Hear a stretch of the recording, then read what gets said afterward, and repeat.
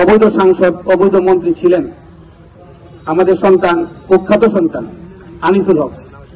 তার দোসররা আমাদের নদী, নালা, খাল, বিল ভরাট করে ফেলেছে, যে কারণে আমাদের যে নদীর যে পানি, সেটা লক্ষ্যমাত্রা তো নাই, ওটা নিচে নেমে আসছে।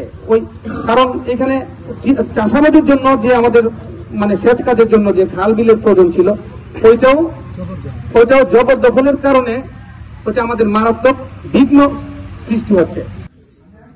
ভারত থেকে যে পানি, দূষিত পানি, কালো একটা দূষিত পানি আমাদের এই তিতাস নদীর সাথে এসে মিশে, এটা পানিটা বর্জ্য, অত্যন্ত কালো এবং ভারী ধাতু এই পানির সাথে আসে,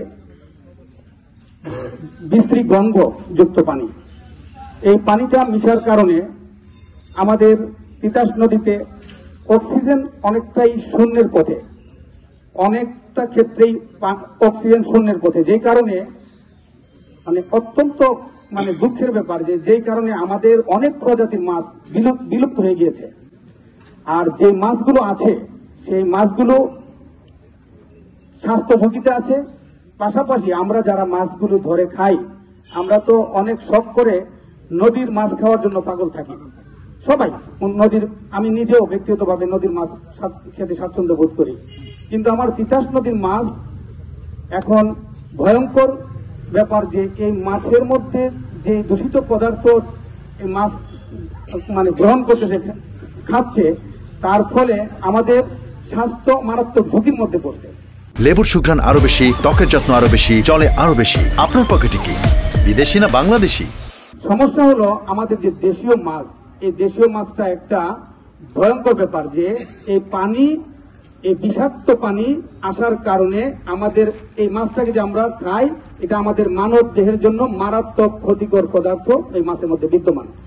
এখানে এই পানিটার মধ্যে অক্সিজেন জিরো থাকে এবং অ্যামোনিয়া, লেড সহ বিভিন্ন ক্ষতিকর ভারী ধাতু থাকে, যা শুধু মাছ না, অন্যান্য জীব বৈচিত্র্যের জন্য মারাত্মক ক্ষতিকর। আপনারা দেখবেন আমরা ছোটবেলায় প্রচুর শামুক পাইতাম, শামুক, ঝিনুক এবং ব্যাঙ অ্যাভেলেবল ছিল, প্রচুর ছিল, কাঁকড়া ছিল, কিন্তু এখন আপনি নদীতে গেলে দেখবেন প্রচুর শামুক মরে আছে।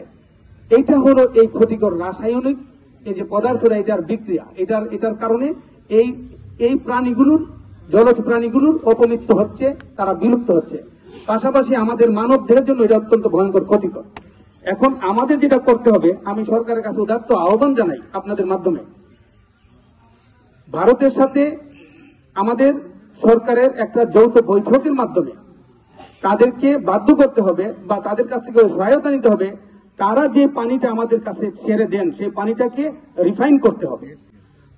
যদি ওই রিফাইন করে না ছাড়া হয়, তাহলে আমরা যে স্বাস্থ্য ঝুঁকিতে পড়তেছি, এটা আমরা তো মানুষ, এটা হলো, আমি বলবো যে এটা মানবাধিকার লঙ্ঘন।